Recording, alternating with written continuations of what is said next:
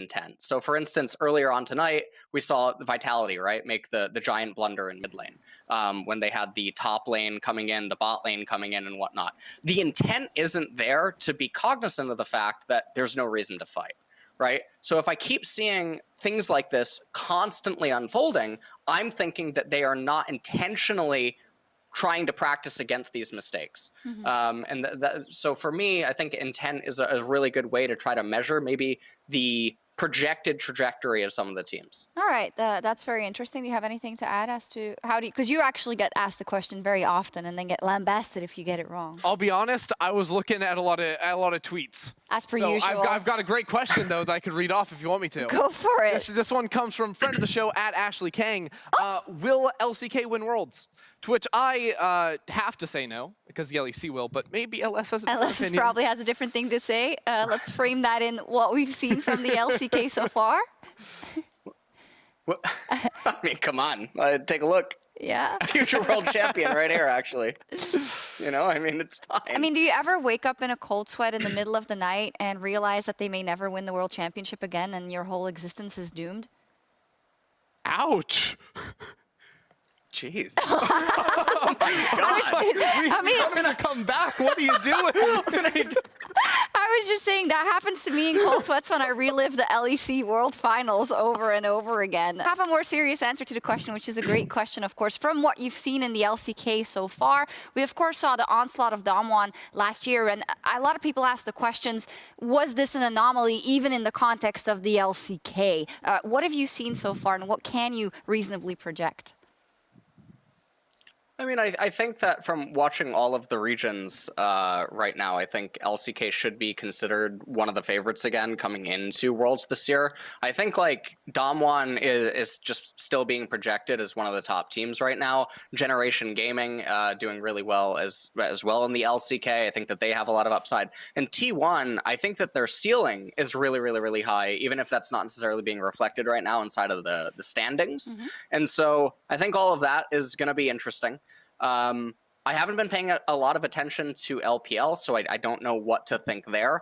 But I'm also very excited for this, again, this iteration of G2 come Worlds, and then who's going to be joining them. I think Rogue could be very interesting, and I know what everyone's thinking.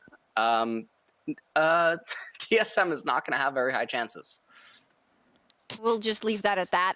When it comes to the global landscape, we have our first decade of competitive League of Legends behind us, right? And we had, of course, the EU win in Season 1, which a lot of people discount, rightfully so. Then we had the onslaught of Korea. Then we had the takeover of the LPL as... Oh my gosh! No, okay, this is like Worlds. This is like Worlds. I think LPL... That's horrible. Dracos is LPL, and then first he was like...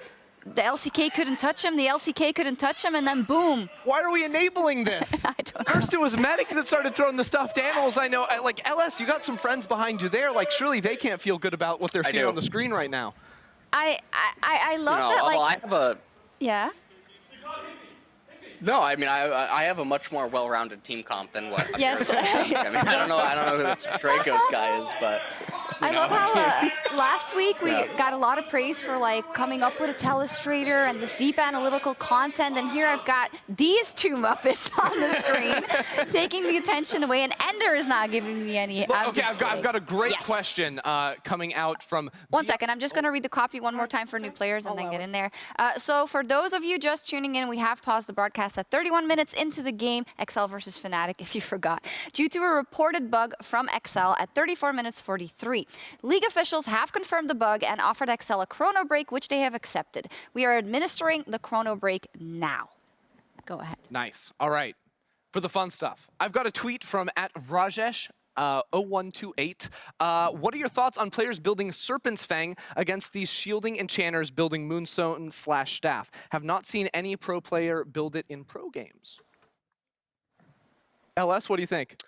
So, Serpent's Fang is really interesting. I haven't looked into it super deep. I know that a lot of people have messaged me about it, and that even if they have like a little bit of shield remaining, excess bonus damage goes through as regular damage. And if that is true, and self-admittedly, I mean, I'm almost embarrassed that I haven't researched it further enough. I know there's been some content creators that said that they were going to release videos on it. I don't think any videos have come out about it. I probably should have done it myself. but I have not gotten around to that. But I think the item is actually super slept on right now, and it probably should be getting built more often, yes. Yeah, I agree, and I'm also not a mathematician, so I don't know exactly. So you lose to the calculator also in your I games? don't lose the calculator. I choose not to go to battle with the calculator. Okay, I Yeah. see what you mean. Yeah, for people